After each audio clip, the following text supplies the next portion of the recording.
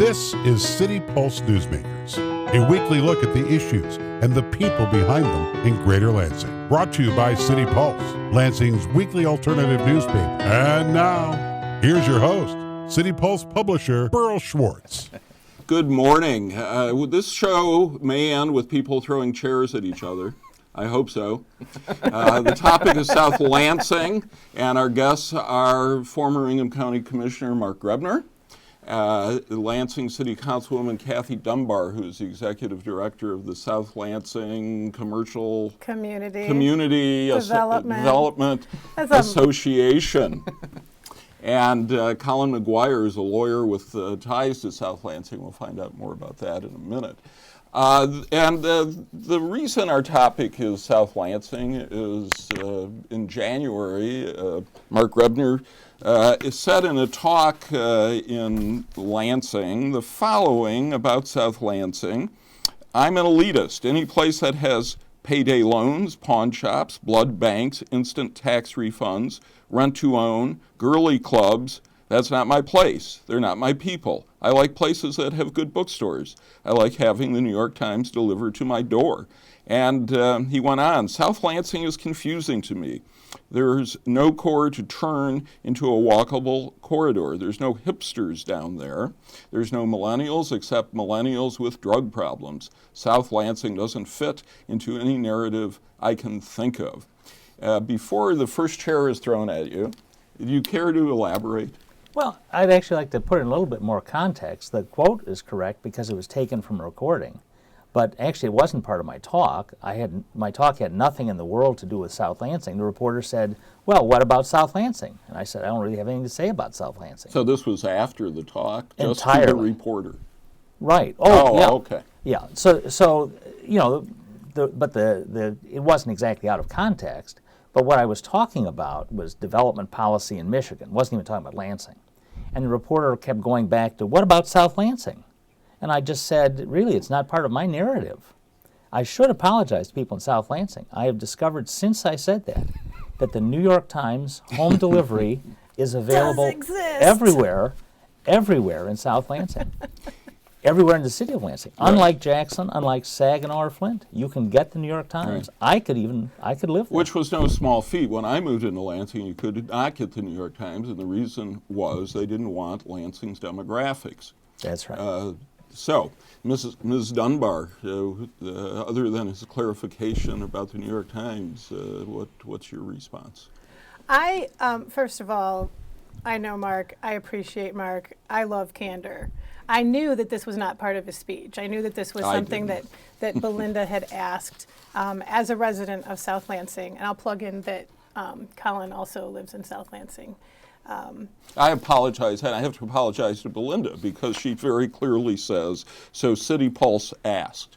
So I'm the only one here who's wrong about anything. No, I figured, I go off the cuff a lot too. I knew that you didn't do that. I would have hoped that you didn't do that during your speech. My issue was that your speech was about development issues, and it was about future land use policy and zoning. And when asked about South Lansing, because it is a big concern for folks that live in South Lansing, when we've gone through the master planning process, it was very important for people to get attention down there to fix some of the things that you asked about. But instead of focusing on maybe mid-century, auto-centric planning and traffic patterns and the way that suburban sprawl sort of took over annexed properties and these major corridors, you kind of went after the people.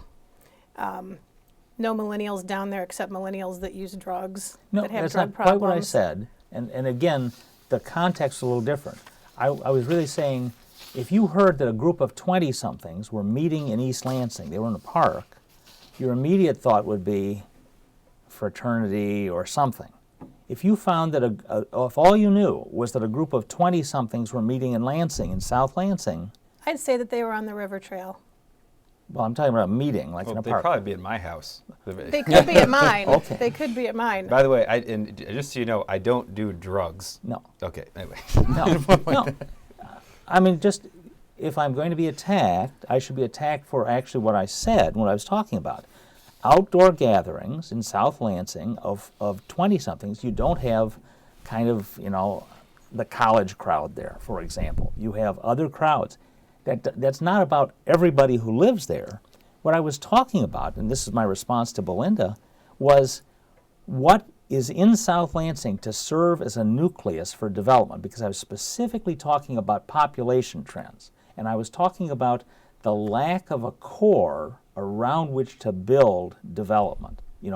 New attract apartment buildings and new kind of consumer-oriented corridors. So, there are places all that of have that makes sense, and all of that is important and valid to the discussion. But I am going to go back to you just trying to clarify your response in the Pulse didn't help me, because you stereotyped that 20-somethings gathering in South Lansing would be up to, I'm going to say, no good. They wouldn't be the same 20-somethings that you'd find in East Lansing. Burning couches. I don't know. Well, that's Burning the thing. couches. I actually did crime stats before I came here, because I deal with this in my nonprofit. I deal with this as a council member. There is a stigma about the South Side. There is, and it's held by a lot of people that are outside of Lansing. I even have interns that go to MSU whose parents will Google the area and through the media assume that they shouldn't have their kids come and intern with me on the South Side. Crime statistics are lower in South Lansing per capita than they are in other parts of Lansing, in North Lansing. We have more crime at MSU per capita than there is in South Lansing. There's more drug problems at MSU per capita than in South Lansing. So I get that the hipster mentality and the college student and all of the liberal progressive, whatever it is that goes with that creates the placemaking allure and of the millennial generation. There's just as many problems in the scenario you present in East Lansing as there is here, and I'm not here to say. Well, why do you think these stereotypes have developed? Maybe Colin, you want to jump in? Sure. I think part of it is, and Kathy has touched on this, that mid-century planning and things like this. As we went into the latest version of the City of Lansing Comprehensive Plan, I serve on Lansing Planning Board as well. What you would see, for instance, on South Cedar Street in terms of planning and current use looked more like a Frank Lloyd Wright block glass window in terms of uses. There wasn't the consistency and things like that going forward and the foresight. That having been said, I think in Mr. Grebner's comments about being an elitist and maybe sitting over here on this side of 127 and this side of 496, and being an East Lansing Trojan myself, class of 04, I understand that mentality. As you've alluded to, I have a special connection my entire life with South Lansing, and that my family has been in business in the commercial real estate industry, specifically going on 90 years now with properties in South Lansing. So I've been working on those properties since I've had my first truck, and it's a special place for me, and it's a place that I've chosen to live. I think that it's a place that's a working class, middle class neighborhood with great economic demographics from a commercial real estate standpoint. That's not always the flashiest, progressive sort of thing to look at. So I think that's part of the point of view that some people get. But it's a good place. It's a place where, your neighbors hold the door for QD and things like this. And there's a lot of traffic up and down Cedar Street, MLK, Penn, and things like this. So I'm not sure why it's necessarily gotten a bad rap, other than there's unfamiliarity maybe from other parts of the region. Well, I have to I can say, add to that. as someone who drives out that way fairly often, it's depressing to drive on Cedar, and it's depressing to drive on MLK. They're just ugly. Though I do have to give you a piece of good news, which is that Fleetwood Diner has just been named by Business Insider the top diner in the state of Michigan. Oh. And you'll see Well, it's a worth picture the trip. Yeah, it's worth the trip for the Right. hippie hash if you get the chance. No, I go, and I don't share Mark's view. I like porn shops, or no. I like This is airing on Sunday morning, correct? Saturday morning. Saturday So morning. yeah, during the cartoons. During the cartoons. But no, I go down there fairly often, and there is quite a bit down there to recommend it. It's not obviously a walkable community in the same sense of East Lansing, but surely you must have gotten off the ugly corridors and seen other things. I was never interested in, it's not about criticizing people or place. I was really talking about what's likely to happen there. And that's what I thought Belinda was asking me. I was talking about population trends, and I said then, and I think now, my guess is that in the next 10 years, South Lansing, defined the way I would define it, is going to lose another 5% of its population. It doesn't have some core the way, say, the Michigan Grand River corridor has, or Old Town, that it can begin, as far as I can see, building not just a little project here or there, but some new core that's going to attract apartments, substantial numbers of new residents, that sort of thing. Instead, it's got a housing stock, it's got a commercial stock, and gradually that housing stock is losing population. A few I will units disappeared. challenge that, actually. I have to challenge that, When too. Lansing was losing population and when the state was losing population, South Lansing was the only area that maintained or grew. It is the only area that had open available green space to build. Lansing's newest homes have been built in South Lansing because it was annexed farmland, and there were available plots that are up to 1-2 acres in some cases. There is multi-unit housing. My challenge with South Lansing is not there is a viable base of economically strong businesses. The entire tax generation base, the whole base really, over 50% is in that Edgewood corridor. We generate a whole lot of taxes from businesses down there. I think two things, you and I were talking earlier, I believe that one of the reasons that we don't hear a lot about development that is happening down there is because a lot of it's done without incentives. So if there's nobody arguing against the merits of incentives used for development, then, sometimes it's the argument against it that actually brings the project to the forefront. If nobody's arguing against it on the incentive base, then who's out there promoting the idea that there is a new building or there's a new investment in this property or there's a new real estate being developed? It's just not a story. We have to make it a story. Traditionally, and I'm not blaming you, you've actually covered a lot in South Lansing, but most traditional media outlets do not, because there's not a lot of big projects because we don't have the skyscrapers, we don't have the historic buildings, we don't have the core like you were saying, and that's definitely a detriment in some regards with regard to development. But as far as the stereotype that we were talking about and why this has become an issue, I'm hoping that this graphic will actually air on Saturday. I did send this to one of your people, and I am just going to show this to you right now. This green space, and hopefully anybody seeing this at home, that's South Lansing. That entire area is bigger than East Lansing, geographically and population-wise. We are 60% of the city. So the point that I'm trying to make here... What is the average income in South Lansing? You know this. Yeah, it's okay. Well, it depends on the spot, but to piggyback off what Kathy was saying, as part of this sort of non-incentive growth, if you look up and down Cedar Street as an example, yes, there are some plots that could use some work, and there are, I can tell you, some projects in the work that are going to take over and destroy those ugly plots, and we'll have some good things happening soon. And I can tell you that in terms of an apartment stock and a potential base for the future, there is an ongoing redevelopment project that looks like it's really coming to fruition at Walter French, at the old Walter French building, and that's going to be geared towards younger professionals and things like that, and sort of a retro building with the historic facade staying there.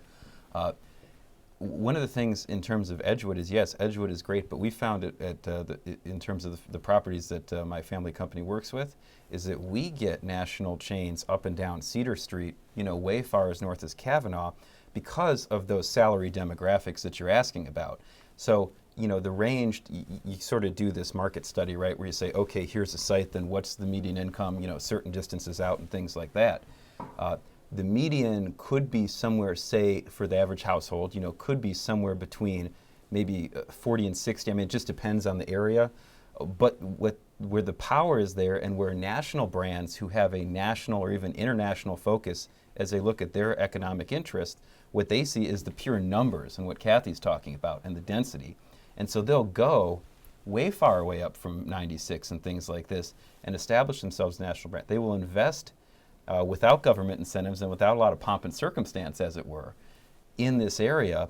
And despite the bad rap, the bad reputation we've been discussing, there have been many small businesses and many national chains which have thrived in this area and formed a great tax base for the city. So those numbers, yes, they can vary, but so sure, maybe they're not the high numbers you might see in certain nice areas of Meridian Township or something like this on a per household basis, but the pure volume drive significant economic growth on the south side in ways that in today's era of, or maybe yesterday's era, hopefully, of suburban sprawl right near the highway, you just don't see that type of stuff happening anymore, but you're starting to see it again.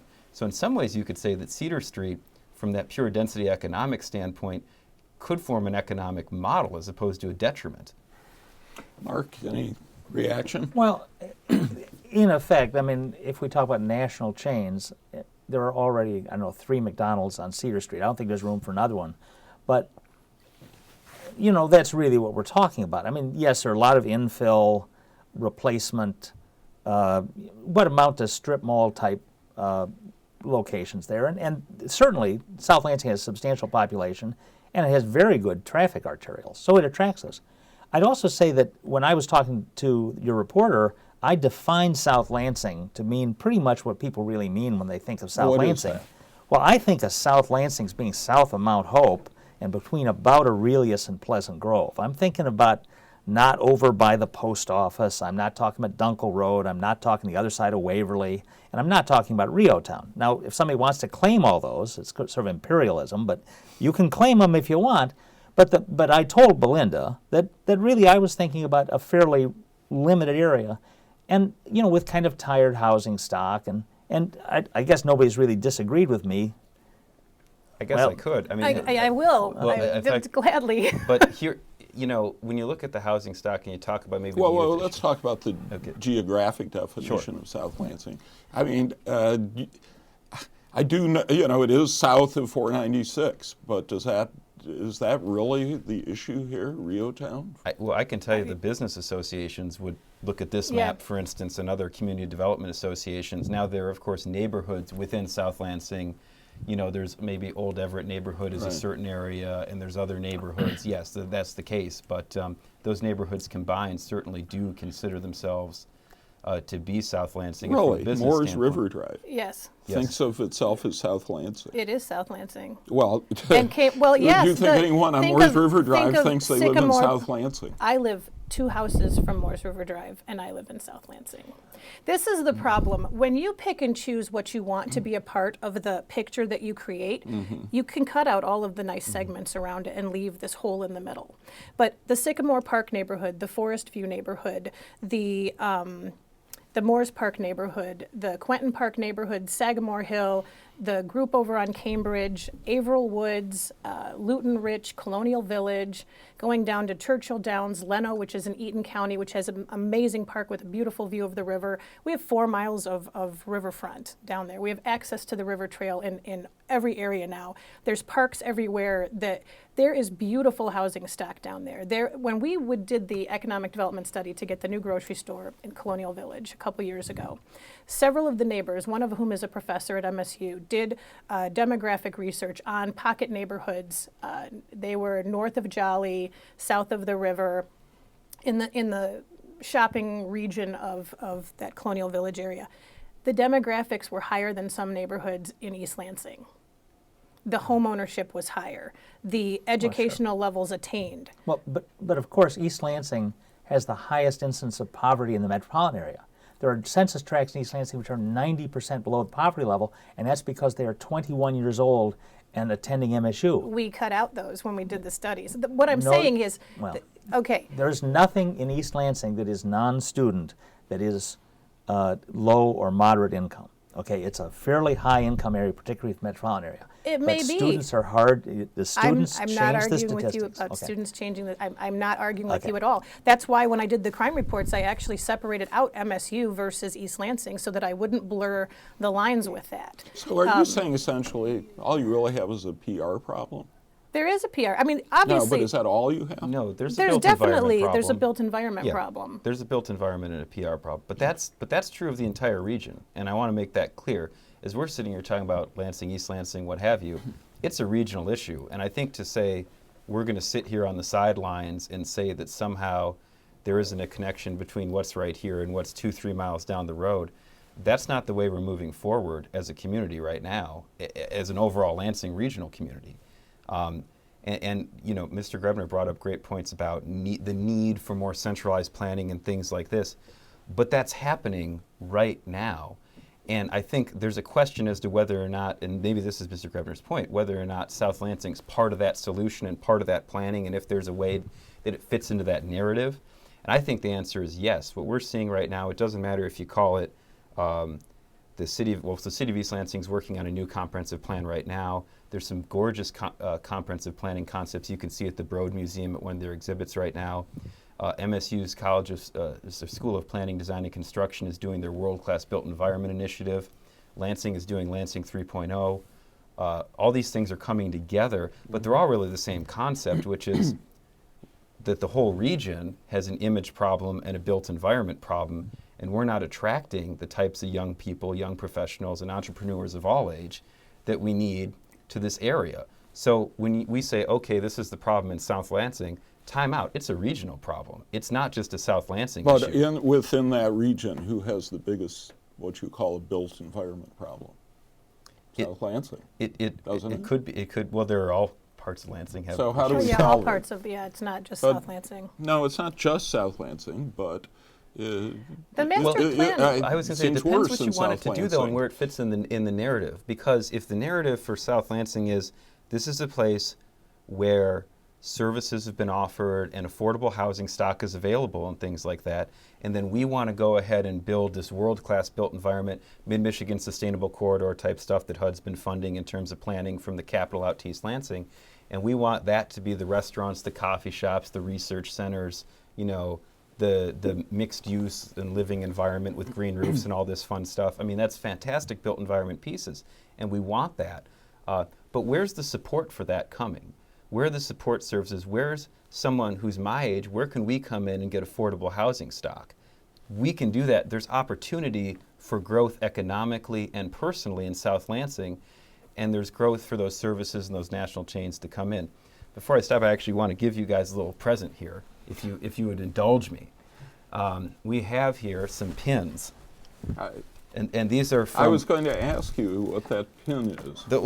And I'm wearing the pin. Yeah. This Yeah, is you are. Lansing 3.0, and again, this is consistent with all the other regional. Everyone's getting together on this. We've had meetings with East Lansing. All these folks are getting together, developers, banks, and things like this. We're And all trying to get the explain same page. 3.0. And here I'm going to Thank you pass these much. out. And Mark, I know the government. we want you on the team, Mark. We really do. Thank you. I know That's fine, yeah. Bernero unveiled this at Right. his State of the City speech. What is 3.0? Well, what it's saying is this, and again, this is consistent with what East Lansing is looking at, with what MSU is really spearheading at this point, but it's to say Lansing can't look like, in the Lansing area, I'm talking about the Lansing area, the region, can't look in 10 years what it looks like right now and expect us to be a vibrant, thriving community. We'll probably have the 3 C's. We'll have college, capital, and cars as our base industries. But where's the infill? Where's the entrepreneurs? Where's the idea that people want to come here? And I can tell you as a young person and a person with a doctorate, JD, I mean, I'm losing friends from this state and this region who are going to other places. Places like MSU, Jackson, and other institutions are recognizing that, and that's why we're pushing forward with these initiatives to say we need to change the culture, we need to change the built environment. Basically, MSU had its signing day for football yesterday, and they talk always about recruiting, about facilities and culture and things like that. Hey, Coach D'Antonio just pulled half his class from out of state, from nice sunny places up to East Lansing, with that type of attitude, and that's the type of attitude we're trying to embody with this, is to be a different place and a cohesive region. So that's why I think it's so important for South Lansing to be part of that narrative, because you can't take this chunk out of the equation in a regional solution. Councilwoman Dunbar, Yes. is the biggest chunk of Lansing getting its fair share from the city of Lansing? As far as resources, yes, the problem is not at the city level. For me, it's at the state and higher. When you look at economic incentives and dollars that are put aside for developments that are occurring, say downtown or in historical areas, the money is there for historic preservation, obsolete property improvements. What you have down here is annexed farmland that was developed in the 50s. So although it may not be its highest and best use, the buildings are not necessarily obsolete. there is no historical facade hiding underneath the 1950s or 70s facade. So there's no monies available to tear that off, or we're down to the studs. So there probably needs to be more money geared in that regard to helping people actually invest in the area. The one thing that I do want to mention, we keep talking about the built environment as if it's only commercial and retail. The built environment in South Lansing is fantastic when you look at the green spaces and the neighborhoods. And the river trail. And the river trail. I mean, I include that in the green spaces, but You're you're right. right, We'll yeah, separate it out. it- We'll yeah. separate it out. There's going to be a 15-mile circuit around South Lansing when this final stretch of the river trail is done. It connects 19 city and county parks. There's a swimming lake. There's a beach. I mean, Hawk Island, you were there. I mean, I helped build the playground there. I mean, that is an amazing asset within South Lansing. People move to South Lansing, not necessarily, I mean, we want walkable communities, definitely. But how are we getting there when we don't have the sidewalks and we don't have the main corridors? We use the river trail. We can hop now from the river trail. You can cross the commercial centers at South Pennsylvania, Cedar, MLK, Washington. You can come right up onto those from the river trail now, the way that that's built. And it's completely safe. You're away from Are cars. people actually using it? Yeah. Or is it like the bike lane on Saginaw? You should have seen the open. Well, you guys took pictures. You should have seen should the have opening. seen it. The opening of that new section, oh. and the partnership, the public-private Well, an partnership with opening is consumers one on that. thing. But So we use are it people using it in the way all you're the talking yes. about? I mean, we use the Hawk Island Triathlon occurs on that trail. Yeah. There's people using it all the time. It's crowded some days of the week. I have a buddy of mine who's a government relations professor over at Saginaw Valley, just moved here into the neighborhood over by Mount Hope School, and loves it because he's got green space, he's got a beautiful brick house, he's got access to the river trail and parks and neighbors and I'm going to give everything. Mark, we have about a minute and a half. I'll give you the I last just say word here. I'm a cynic. And, you know, the region isn't gaining population overall. Lansing is, because it has older housing stock that doesn't have the amenities that attract the new kind of trendy development, is going to continue losing population. I'm sure that if you define South Lansing be big enough, you can resist the historic trend. But my South Lansing, the one I'm talking about, the one that people think of when they say South Lansing, is going to keep losing population. The region is not going to gain population, and to the extent we see population shifts, they're going to be toward the Michigan Grand River corridor. Fortunately, we've stopped seeing the spreading of sprawl, but I don't think that you can talk people into a different mold. I think you're going to have to find the amenities that people are really attracted to, and those amenities are things that are just very scarce in South Lansing. Galleries, museums, higher education, walkable community. Those are things that really begin to attract people, and they're just, well, if you're broad enough, if you like take over enough territory, you'll find them there. But the part of the South Lansing I know, they're mighty scarce. All right, I want to thank you all. Colin McGuire, thank you for the pin. Kathy Dunbar, thank you for the graphic. And Mark Grebner, thank you for being Mark Grebner. Always. We'll see you next week. Thanks for watching.